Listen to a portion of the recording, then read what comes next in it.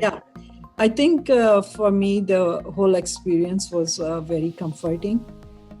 It was like talking to a long lost friend or a good therapist, where you were actively engaged, you followed my cues, but you were also very listening without judgment.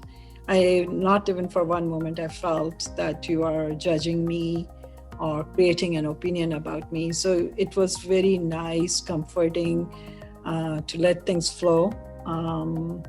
I think best essence of an encounter is when the person leaves feeling positive.